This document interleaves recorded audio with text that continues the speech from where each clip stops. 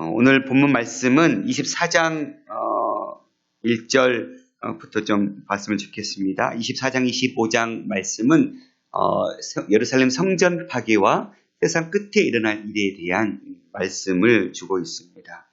특별히 24장 1절에 보면 예수께서 성전에 나와서 가실 때 제자들이 성전 건물들을 가리켜 보이려고 나왔습니다. 당시 스룹바벨 성전 제2성전은 솔로몬이 지었던 성전보다도 훨씬 더 규모가 작았다고 해요. 그 성전을 헤롯 왕이 이스라엘 백성들의 환심을 사기 위해서 확장 공사를 하고 있었습니다. 예수님 당시에도 그 공사는 지속되고 있었고 문헌에 따라 보더라도 그때 확장 공사로 지었던 예루살렘 성전은 굉장히 웅장했다고 해요. 그 웅장한 성전을 46년 동안 지어지고 있는 그 성전을 보면서 제자들은 예수님께서 이제 이루실 그 땅, 이 성전이 이렇게 웅장해지는 것처럼 하나님 당신께서 이루실 나라, 주님께서 이루실 그 나라가 이렇게 웅장하고 거대할 것이다. 이런 기대감을 가지고 제자들은 예수님 오실 그 나라를 기대했던 것이죠. 로마로부터 압제로부터 벗어나게 하고 죽은 자를 살렸고 온갖 기적과 이적을 통해서 하나님의 아들이심을 드러냈던 예수님께서 이제 이 마치 성전이 완성되어지고 이렇게 아주 웅장해지는 것처럼 당신의 나라가 이렇게 완성되어지고 웅장해질 것이다. 이런 예수님의 제자들과 예수님은 동상이몽의 꿈을 꾸고 있었어요. 함께 있었지만 두 부류들은 전혀 다른 꿈. 예수님을 십자가의 죽음을 향해서 걸어가고 있었다면 제자들은 그 예수님을 통해서 이 땅에 눈에 보이는 세상 나라, 하나님의 나라가 세워질 것들을 그들은 꿈꿨던 것이죠. 그렇게 헛된 꿈을 꾸고 있는 그들에게 주님은 대답하여 이르시되 너희가 이 모든 것을 보지 못하느냐? 내가 진실로 너희에게 이르노니 돌 하나도 돌 위에 남지 않고 다 무너뜨려지리라. 제자들이 보여주고 있는 그 웅장한 예루살렘 성전에 대해서 주님은 돌 위에 돌 하나도 남지 않고 무너질 것이다. 그렇게 말씀했을 때 제자들은 이해가 되지 않았겠죠. 왜 예수님은 정반대 이야기를 하시지? 왜 이렇게 성전은 견고히 지어져 가고 있고 이렇게 웅장하게 지어져 가고 있는데 왜 예수님은 이 성전이 무너진다고 얘기하시지? 그런 궁금증이 있었을 거예요. 그리고는 감람산, 올리브산 위에 앉았을 때 제자들에게 말씀하시는 거예요. 그때 제자들이 조용히 와서 이르소서 어느 때 이런 일이 있겠사오며 또 주의 임하심과 세상 끝에는 무슨 징조가 있사오리이까. 그러니까 제자들의 질문은 두 가지 질문이에요. 먼저 어느 때 이런 일이 있겠습니까? 라는 질문은 어느 때 이 성전이 무너지겠습니까? 돌 위에 돌 하나도 남지 않고 언제 무너집니까? 라는 질문이고 그와 이어서 또한 무슨 주의 임하심, 다시 재림하심과 세상 끝에는 무슨 징조, 그러니까 멸망의 때, 그러니까 지금 제자들의 관점은 예루살렘 성전이 무너진다고요? 그건 세상의 끝 아니에요? 멸망 아니에요? 그러니까 예루살렘의 성전의 무너짐과 세상의 끝을 제자들은 지금 동일시하고 있는 질문을 마치 던져지고 있는 것이죠. 예루살렘의 이 웅장한 성전이 무너진다는 것은 세상이 무너진 것과 똑같습니다. 그 일들이 언제 일어납니까? 라고 이 두 가지 일에 대해서 말씀하셨을 때 4장 25장은 이 예루살렘 성전의 멸망과 세상 끝에 대한 이야기를 말씀해 주고 있어요. 말씀을 참 이해하기가 참 쉽지 않은 것은 성전의 멸망에 대한 이야기와 마지막 때에 임할 이야기가 섞여 있고 본질적으로는 이 성전의 파괴와 세상 끝이 신학적으로는 연관되어 있다는 것을 예수님의 대답 속에서 우리가 알 수 있거든요. 그러니까 성전의 파괴들을 우리가 읽으면서 그 적용을 세상 끝에 적용도 할 수 있다는 것이죠. 그러나 이것이 현실적으로는 예수님의 말씀 속에서는 동시대에 동시다발적으로 일어날 일은 아님을 분명하게 구분짓고 있는 것 같아요. 그러니까 현실적으로는 이 두 사건이 별개의 사건이지만 우리가 신학적으로는 이 사건들을 통해서 성전의 멸망을 통해서도 마지막 때를 적용해 볼 수 있고 마지막 때 그 멸망들을 바라보면서도 성전의 멸망을 적용해 볼 수 있는 신학적으로는 이 두 해석을 우리가 연관 지어 볼 수 있는 그럼 중요하게 24장과 25장의 이 말씀을 통해서 주님께서 우리에게 가장 요구하신 기대하시는 바가 뭘까? 그것은 세상 끝에 대한 어떤 설익은 기대. 그러니까 제자들은 세상 끝 주님께서 이제 왕으로 임하시면 모든 것이 다 끝이다. 그리고 반면에 또 예루살렘 성전이 멸망한다면 그것은 세상의 끝이다. 하나님의 끝 나라가 이렇게 완성되는 의미로 설익은 기대감이 있을 수 있겠죠. 뿐만 아니라 어떤 마지막 때 일어날 일을 통해서 제자들의 어떤 흥분을 가라앉히기 위한 설익은 기대도 하지 말 것이며 흥분도 하지 말 것이며 두려워 떨지도 말아라. 세상의 일들이 일어날 것에 대해서 너희들이 기억하고 대비하고 믿음 안에서 인내하고 참고 기다려라. 이런 말씀의 의미가 더 컸을 거라고 생각되어집니다. 특별히 24장, 25장에서 학자들은 어떤 말씀이 성전 파괴에 대한 말씀이고 어떤 말씀이 세상 멸망에 대한 말씀이냐. 왜냐하면 그 시점을 학자들은 34절에 보면 이 세대가 지나가기 전, 그러니까 이 세대라는 말씀을 쓰고 있거든요. 말 그대로 이 게네아라는 단어는 세대, 함축적인 의미로는 그 시기에 태어난 그 기간 동안에 살아가는 사람들 이런 의미거든요. 그러니까 예수님이 말씀하시는 이 세대가 지나가기 전에 이런 일이 일어날 것이다 라는 이 말씀이 성전 파괴와 세상의 멸망과 같이 함축적으로 말씀하는 의미라면 예수님의 예언은 틀린 것이 되어버리는 것이죠. 그 세대를 예수님의 지금 동시대에 살고 있었던 그 세대 사람들로만 한정 지은다면 아직도 2000년이 지난 지금도 예수님의 재림은 없으니까요. 그러니까 예수님이 잘못된 예언을 한 것처럼 돼버리는 것이죠. 그래서 학자들은 이 35절까지의 말씀이 전반적으로는 성전 파괴에 대한 말씀이고 36절부터 25장까지 말씀이 세상 끝에 대한 이야기다. 이렇게 크게는 구분짓고 있어요. 근데 우리가 말씀을 읽어봤으면 알겠지만 성전 파괴에 대한 이야기를 하는 예수님의 그 말씀 속에 적용할 수 있는 건 마치 마지막 때 일어날 일들과 똑같은 현상들이거든요. 그래서 우리가 성전 파괴 이야기들을 보시면서도 마지막 때에 이런 일들이 일어나겠다 기억할 수는 있을 것 같아요. 오늘 본문 말씀 보면 선지자 다니엘이 말한 바 멸망에 가증한 것. 다니엘서 9장 27절, 11장 31절, 12장 11절에 보면 이 멸망에 가증한 것이라는 단어가 나오거든요. 그러니까 예루살렘 성전 안에 이 멸망에 가증한 것이 그 거룩한 곳에 서거든. 이 거룩한 곳은 예루살렘 성전을 이야기하겠죠.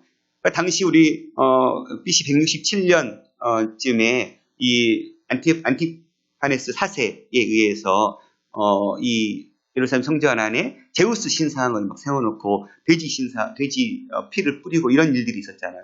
성전을 모독했던. 그래서 마카비 같은 사람이 일어나서 결국 그 성전을 수복하게 되는, 그래서 결국은 성전을 깨끗이 청소했던, 마치 그 사건은 이스라엘 백성들에게는 엄청난 치욕적인 사건이고 그런 일이 다시는 벌어져서는 안 될 일인 것이었죠. 그런 것처럼 이 예루살렘 성전이 그렇게 멸망에 가증난 것이 가득 찬 일들이 일어날 것이다.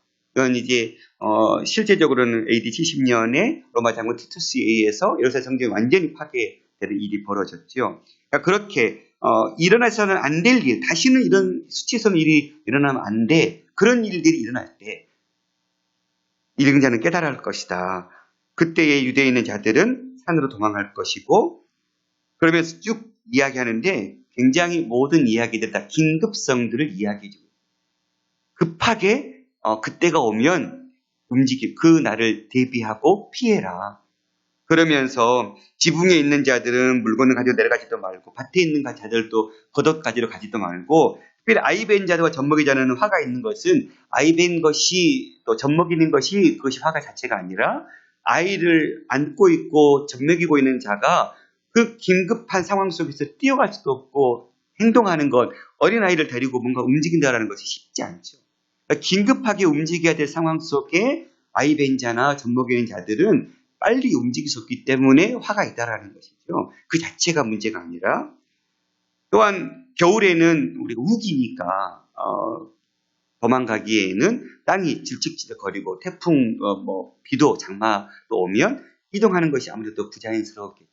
또한 안식일에는 우리가 일정 거리 이상은 움직일 수도 없었고 또 어떤 기구, 어떤 도구, 어떤 운송 수단을 타고 가는 것 자체가 안식일을 범하는 것이었기 때문에 안식일에 이런 일이 일어나지 않기를 기도해라. 그러면서 큰 환란들이 있을 것인데 창세부터 지금까지 이런 환란이 없었고 후에도 없었겠다. 이런 이야기들을 말씀하시고 그러나 그럴 때 거짓 선지자들이 일어나서 여기 있다 저기 있다 하면서 그리스도가 나타날 것이다 하고 미혹하게 하는 일들도 그때 벌어날 것이다. 그러면서 중요한 말씀은 그리스도는 27절 번개가 동편에서 나서 서편에서 번쩍임 같이 인자의 임함도 그렇게 마치 이거는 꼭 마지막 때의 임함 마지막 때의 사건을 이야기한 것처럼 보여지잖아요. 그렇게 예수님의 재림은 초림은 팔레스타인의 한 조그만 땅에서 오셨다면 예수님이 다시금 이제 이 땅을 하나님의 나라를 완성시키고 이제는 끝내시는 그 날에는 예수님의 오심은 과천 조그만 한국의 대한민국의 과천의 조그만 땅에서 일어나는 것이 아니라 모든 열방에 번개가 치면 동에서 서에서 있는 모든 곳에서 보는 것처럼 예수님의 다시 오심은 모든 이들이 다 보게 온다. 그냥 아무도 모르게 와서 나는 재림의 수다 이런 일이 일어나지 않는다라고 이야기하는 것이죠. 죽음이 있을 때 많은 독수들이 모여서 저기 사람 죽었나 보다 알듯이 모든 사람들이 예수님의 재림에 대해서 아실 것이다. 이런 이야기를. 그리고는 세상 끝에 일어날 일들은 해가 어두워지고 별들이 떨어지고 하늘의 큰 권능이 떨어지면서 그런 징조들이 보일 것이다. 그러니까 전 우주적으로도 이런 일들이 일어날 때 모든 사람들이 보게 되는 일이 벌어질 것이다. 예수님의 오심은 나팔소리와 함께 이 땅에 임하시고 그 천사들과 함께 오실 것이다.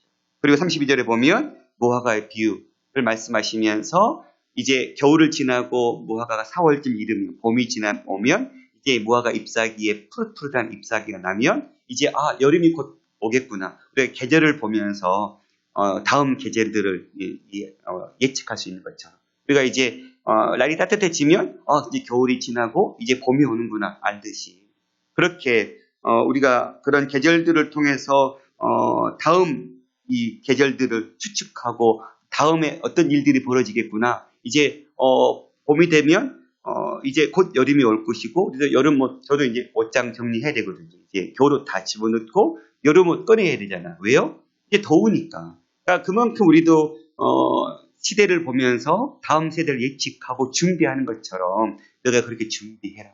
시대를 분별하면서 마지막 때가 일어날 것들을 너희들이 기억해라. 너희들의 생활 속에서 일상적인 삶 속에서도 내일 다음 일들을 준비하는 것처럼 너희가 그렇게 마지막 때를 준비해라. 현재는 없어지를정 내 말은 없어지지 않는다. 라는 말씀을 통해서 주님은 성전이 파괴될 것들을 말씀하신 이 말씀들을 통해서 동일하게 그 적용점은 세상 끝에 일어나는 일들이 이렇게 일어날 일들임을 이야기하고 있죠. 이렇게 우리는 분명 이 땅에 끝이 있다는 것. 그 끝은 말 그대로 그것이 끝이 아니라 하나님 나라의 완성이라는 관점으로 보면 우리에게 있어서 끝은 그것이 그냥 허무하게 모든 것이 끝나버리는 말 그대로 그 끝이 아니라 우리에게는 그동안 주님께서 이 땅에 우리에게 맡기셨던 그 사명의 삶, 우리 각자에게 주셨던 그 수고의 삶이 마지막 때에 완성되는 시간이라는 것이죠. 그렇다면 우리는 그 완성을 향해서 우리 각자의 개인적인 종말과 온 우주적인 종말을 우리가 기억하고 그 완성을 향해서 가는 우리의 삶은 늘 하나님 앞에 우리의 삶을 멋지게 마지막 때를 대비하고 우리가 이렇게 자연 환경들이 흘러가는 것을 보면서 미래를 예측하는 것처럼 또 여러 가지 우리가 지금 이 땅에 주님께서 말씀하셨던 24장 초반절에 얘기하셨던 여러 가지 사건들 마치 지금도 그런 일들이 일어난 것처럼 보일 때 주님은 그것이 끝이 아니라 시작이라고 말씀하셨거든요. 그런 일들을 우리가 보면서 그래, 마지막 때가 있지. 그걸 깨닫고 준비한다면 우리에게는 가장 큰 지혜로움이죠. 많은 사람들은 이 마지막 때를 우리가 얘기해도 믿지 않고 대비하지 않고 준비하지 않죠. 이렇게 준비하지 않고 있다가 마치 그들의 인생이 영원할 것처럼 살고 있다가 마지막 때가 이르면 그들에게는 말 그대로 끝의 인생일 수밖에 없는 거예요. 우리에게는 주님의 복음이 완성되는 날이고 우리에게는 구원을 완성시키는 축복의 날이지. 이것을 준비하지 않는 자들에게는 말 그대로 영원한 끝의 삶을 살 수밖에 없는 그런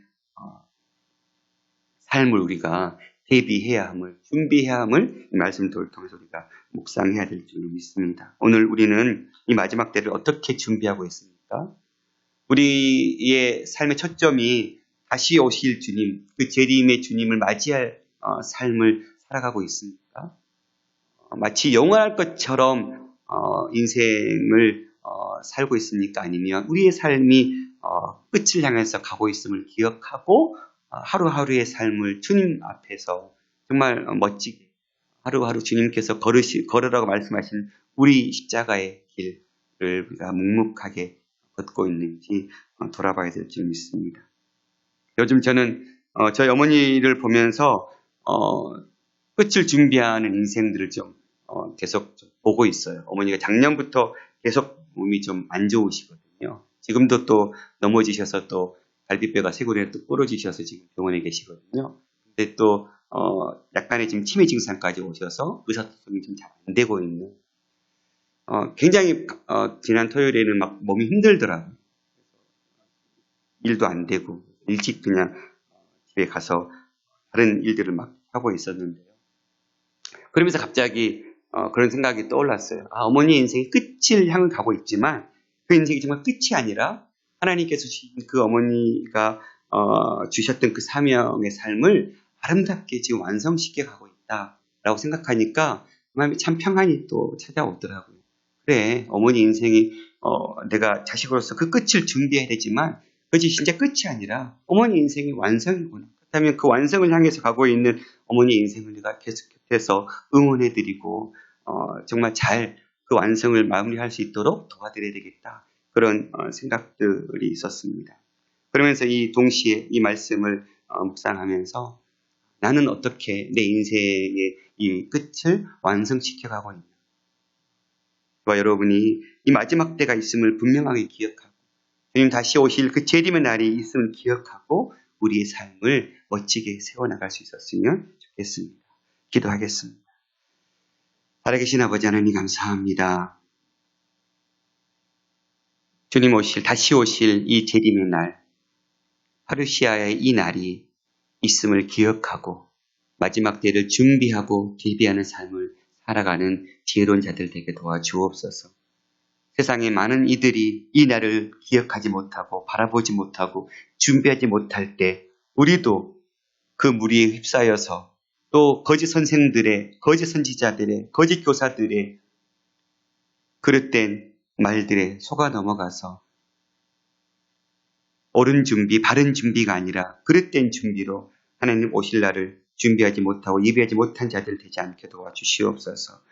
하나님 마지막 때에 우리가 더욱더 깨어서 주님 다시 오실 날을 기억하고 이 날을 많은 이들에게 알리고 증거하면서 하나님 한 생명이라도 더 하나님 다시 오실 주님을 준비하는 이 일에 하나님 더 많은 생명들이 하나님 앞에 설 수 있도록 알리고 전하는 일에 힘쓰는 우리 각자의 개인의 삶과 우리 생동교회 공동체의 삶이 될 수 있도록 붙잡아 주옵소서. 오늘도 주님 세계 열방에 이 다시 오실 주님을 증거하고 하나님 이 마지막 때를 우리가 되어진 것들을 바라보면서 이 마지막 때의 현상들이 주님 다시 오실 날 것들을 예비하고 있는 일들음을 알리고자 열방의 주의 복음을 선포하는 귀한 선교사님들의 그 발걸음들을 축복해 주시고 그들의 그 긴급한 소식들이 그 땅에 선포될 때에 하나님 그 땅의 백성들이 이 일들을 깨닫고 통해 자복하며 회개하는 놀라운 역사들이 일어날 수 있도록 역사하여 주시옵소서. 오늘 하루의 모든 삶을 주님께 맡겨드립니다.